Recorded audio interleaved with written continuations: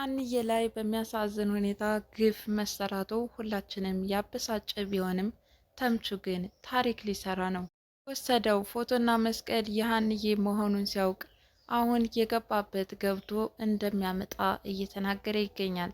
እንግዲህ በጓደኛው አማካኝነት ይህ ፎቶና መስቀል ለባዩሽ ተላልፎ የተሰጠ ሲሆን ተምቹ ግን የሀንዬ መስቀልና ፎቶ እንደሆነ አላወቀም ነበር።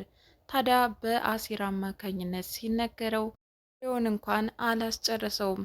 ታዲያ ወዲያውኑ ጓደኛው ጋር በመገናኘት የገባበት ገብቶ ፎቶውን ማምጣት እንዳለበት እየዛተበት ይገኛል። ሰላም ጤና ይስጥልን ውድ የቻናሌ ቤተሰቦች እንደምናላችሁ በያላችሁበት በዓለም ዳርቻ ሰላማችሁ ይብዛ እያልኩኝ ኖላዊ ክፍል 50 በዚህ ክፍል ሁላችሁም እንደተበሳጫችሁ ኮሜንታተሮች ታዝቤያለሁኝ። የሀንዬ ውጤት ለምን ተጭበረበረ? መቀየር አልነበረበትም? ዶክተሩ እንዴት ለሙያው ታማኝ አይሆንም? የሚሉ ብዙ አስተያየቶችን ተመልክቻለሁ። በትክክልም ዶክተሩ ለሙያው ታማኝ መሆን ነበረበት። ነገር ግን ዶክተሩ ይህንን እንዲያደርግ ያደረገበት ደግሞ ትልቅ ጉዳዮች ገጥሞታል። በህይወቱ ዛቻና ማስፈራሪያ እንደደረሱበትና ውጤቱን ካልቀየረው አደጋ ውስጥ እንደሚገባም ተነግሯል። ይህንንም ሲያስብ ነበረ። ታዲያ በዚህ ዛቻና ማስፈራሪያ ምክንያት የሀንዬን ውጤት ለመቀየር ተገዷል። እንኳን ዶክተሩ አስገዳጅ ነገር ቢገጥመውም ሙያዊ ግዴታውን መወጣት ግን ነበረበት። ታዲያ ሀንዬ በራስ መተማመን በትክክል 100% ልጃቸው የሆነችው ውጤቱ ሲነገር ግን መቀበል ነበር ያቃታት። ባዩሽ ሴራ ተጠልፎ የወደቀው ውጤት እርግብን ግን አስደስቷታል። ወይዘሮ ሜላትም ሀንዬ ልጅ ነኝ ብላ የተነሳችበት ታሪክ ሐሰት እንደሆነ ስትከራከር ስለሰነበተች እና አሁን በምርመራ ውጤቱ በትክክል ልጃቸው አይደለችም የሚል ሰነድ ሲወጣላት ከዚህ በፊት ስትናገራትና ስተንከለክላት ለነበረው ነገር ማረጋገጫ ሆኖላታል። እንግዲህ የእናት ሆድ በዚህ ልክ ልጃቸውን እየገፏት ይገኛሉ። ዞሮ ዞሮ ግን እውነታው ጋር መደረሱ አይቀርምና ወይዘሮ ሜላት ያኔ ምን ሊሰማቸው ይችል ይሆን? ብቻ ግን በዚህ ልክ እየገፏትና እያንገላቷት የመጣችው ልጃቸው እውነታው ጋር ሲደርሱ ጸጸቱን የማይችሉበት ደረጃ ይደርሳሉ። ጉዳይ ሁላችንም ሲያነጋግር የነበረው ፎቶና መስቀሉ በማን አማካኝነት ቢሰረቅ ነው ከባዩሽ እጅ ገብቶ አሁን እርግብ የተረከበችው የሀና ታሪክ እንዴት ሊሆን ይችላል ነበረ። ተምቹ ወደ ናሲር በመሄድ ተምቹና ሀና ሲያወሩት ስለነበረው ታሪክ ይሰማቸው ስለነበረ ምንድነው እየሰማችሁት ያላችሁ ከችኳ ጋር እያለም ጠይቆታል። ሀንዬ እህቴ እንጂ ችኪ አይደለችም እንደዚህ አይነት ነገር ስትናገር ሀንዬም እንዳትሰማህ ብሎታል። ምክንያቱም ሀንዬ ይህንን ከሰማች ልትርቀው ስለምትችል ማለት ነው። ታዲያ ፎቶና መስቀሉ በማን አማካኝነት እንደወጣ እዚህ ላይ ነው መረዳት የቻልነው። ተምቹ ፎቶና መስቀሉ በእርግጠኝነት የሀና ነው እንዲህ እያለ ሲያጣራውም ነበር። አዎ የሀና ነበር፣ ግን በማን አማካኝነት ባዩሽ ጋር እንደደረሰና እርግብ እንደያዘችው ሙሉ በሙሉ የሀንዬን ታሪክ ዘርፋ ታሪኬ ነው እንዳለችም ይነግረዋል። የምርመራ ውጤቱ ሀንዬ ልጃቸው እንዳልሆነች የሚናገር ሰነድ እንደወጣም ለተምቹ ይነግረዋል። ተምቹ ወሬውን አላስጨረሰውም፣ ወዲያውኑ ነበረ ቁጭ ብሎም የሰጠበትን አጋጣሚ ሲያስታውስ ነበረ። ከዚህ በፊት ብር አስፈልጎት ከሰዎቹ ጋር ተነጋግሮ ለሻይ ብሎ ሲሰጠውና ፎቶና መስቀሉን ጓደኛው እንዳስተላለፈውም ያስታውሳል። ታዲያ ጓደኛውንም በመቅጠር የሰጠውህን ፎቶና መስቀል መልሰህ ታመጣለህ እያለው ይገኛል። ጓደኛው ግን የሚፈልጉትን ከወሰዱ በኋላ ከጨዋታ ውጭ እንዳደረጉት ይናገራል። ተምቹም ፎቶውን የገባበት ገብቶ ማምጣት እንዳለበት ዝቶበታል። ታዲያ የሀንዬ ፎቶና የመስቀሉ ጉዳይ እዚህ ደረጃ ድረስ ከደረሰ ወይዘሮ ባዩሽንም አይለቋትም ማለት ነው። ይሄ ጉዳይ የዶክተሩም ውጤቱን ያጭበረበረበት ነገር ከህግ አካል መድረሱ የማይቀር ነው። ደስተኛዋና ትሁቷ ሀንዬ በዚህ ልክ ግፍ ቢሰራባትም እሷ ግን አባቷ ይዳንላት እንጂ ሌላው ነገር እንደማያስጨንቃት ትናገራለች። አያቷ ወይዘሮ አስቴር ግን የሀንዬን የምርመራ ውጤት በፍጹም አልተዋጠላቸውም። ልጃቸው የምትመስላቸው ሀንዬ እንጂ እርግብ አይደለችም እያሉ ይገኛሉ። ቢሆንም ግን ምናሴ ከምርመራ ውጭ በምን ልናረጋግጥ እንችላለን? የመጣውን መቀበል ነው ያለብንን። ደግሞ ሰላምና እርግብ ነው የሚመሳሰሉት። ሀንዬ ግን ጸባይዋ ለየት ያለ ነው እያለ ነው።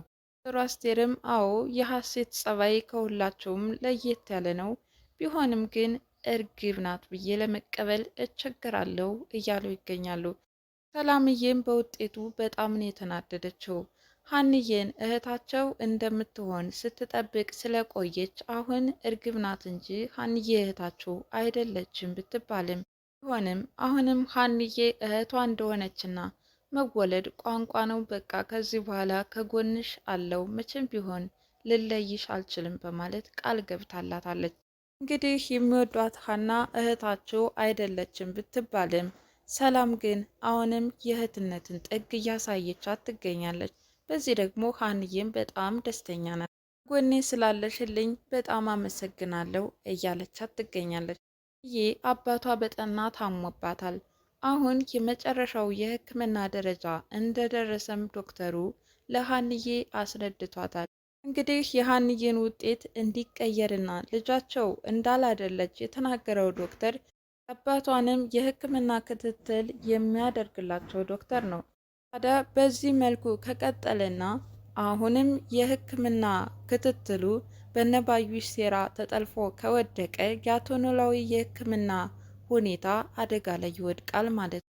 እንግዲህ ሀንዬ ያለዳዋ ወይም ባልገዛችው መድኃኒት በስሟ እየተፈረመ የወጡ የመድኃኒቶች ግብይት ወደ 800 ሺህ ብር እንዲያድግ አድርጎባታል። ታዲያ በዚህ መልኩ ከቀጠለ ሀንዬስ የማትወጣ ወዳ ይከታት ይሆን? ወይዘሮ አስቴርም የምርመራ ውጤቱን ከሰሙ በኋላ እዛ ቤት መዋል ማደር አልፈለጉም። ሀንዬ በጣም ነበረ ያሳዘነቻቸው። ወላጆችን አገኘው ብሎ እንደ ማጣት ምን የሚከብድ ነገር አለ? በጣም ታሳዝኝኛለሽ እያሉም እርሳቸው ሲያናግሯት ነበረ። ሀንዬ ግን ምርመራው መደረጉ እውነታውን ለማወቅ እንጂ በእኔ ሕይወት ላይ ግን ቅንጣት ለውጥ አያመጣም፣ ምክንያቱም መስዋዕትነት ከፍሎ እያሳደገ አባት አለኝ እያለች ነው ብሩሃና አስተዋይዋ። ናሴም ምርመራ እንዲያደርጉ እናቱ ላይ ጫና ስላደረገ ይቅርታ ሲጠይቃት ነበር። ወይዘሮ ሜላትም እውነታን ከማወቅ ዘንድ ስለሆነ ምንም ይቅርታ አያስፈልግም በማለት በምርመራ ውጤቱና ስለተፈጠረው ነገር እናትና ልጅ ሲያወሩ እርግብ ታዳምጥ ነበረ ተደብቃ። ታዲያ የሁለቱን ንግግር የሰማችው እርግብም በደስታ ስትቦርቅ ነበር።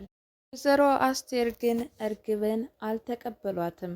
በወሬዋም ሆነ በንግግራቸው መግባባት አልቻሉም። መጨረሻም እዛ ቤት መቆየት እንደሌለባቸውና ወደ ቤታቸው መመለስ እንዳለባቸው ተሰናብተዋቸው ወጥተዋል። እርግብም በባዩሽ ምክር መሰረት የልጅ ልጅ ለማስመሰል እየሞከረችና እየጣረች ተመልክተናታል። ወይዘሮ አስቴር በመጨረሻ ቤቱን ተሰናብተው ሲወጡ ወይዘሮ ሜላትም በእንባ እየታጠቡ ነበረ። ይሁን እንጂ ወይዘሮ ሜላትና ወይዘሮ አስቴር በንግግሮቻቸውም ሆነ አሁን ወይዘሮ ሜላት እየሄደችበት ባለው መንገድ ደስተኛ አልነበሩም። ለትንሽም ቀን ቢሆን በጠብና በክርክር ውስጥ ነበሩ። ይህም የሆነበት ምክንያት ወይዘሮ አስቴር ሀንዬን ስላቀረቧትና ስለወደዷት ነው። እንግዲህ ውድ የኖላዊ ድራማ ተከታታዮች ውጤቱን በጉጉት ስንጠባበቅና ከተቀየረ በጣም ያበሳጫል፣ መሆን የለበትም እየተባባልን እርስ በርሳችን የተነጋገርንበት ጉዳይ ቢሆንም በሚያሳዝን ሁኔታ እንግዲህ የሀንዬ ውጤት በነባዩሽ ሴራ ውስጥ ተጠልፎ ሀንዬ ልጃቸው እንዳላደለች የሚያስረዳ ሰነድ ወጥቶ ተመለከትን። እጅግ በጣም ነው የሚያሳዝነው። ለማንኛውም ድል ለሀንዬ እያልን እውነታ ዞሮ ዞሮ የኋላ ኋላ ማሸነፉ አይቀርም፣ ለጊዜው ዋጋ ቢያስከፍልም። ወይዘሮ ሜላትስ ነገ የሀንዬን ልጅነት በትክክል ማረጋገጥ ሲችሉ የማይወጡበት ጸጸት ውስጥ ይገባሉ። ይህ እውነት በማን በኩል ይጋለጥ ይሆን? አሁን የነተምቹ መከሰት ምናልባትም ባዩሽን ከገባችበት ገብታ የፎቶውንና የመስቀሉን ታሪክ ለሀንዬ ታስረክብ ይሆን ወይስ እርግብ እንደወሰደችው ትቀራለች? ብቻ አብረን የምንመለከተው ይሆናል። በዛሬው ክፍል በጣም የሚያናድድና የሚያበሳጭ ነገር ነው የተመለከትነው። ኖላዊ ክፍል 50 ይህን ይመስል ነበር። በቀጣይ ክፍል እስከምንገናኝ ድረስ መልካም ጊዜ ይሁንላችሁ እያልኩኝ ለቻናሉ አዲስ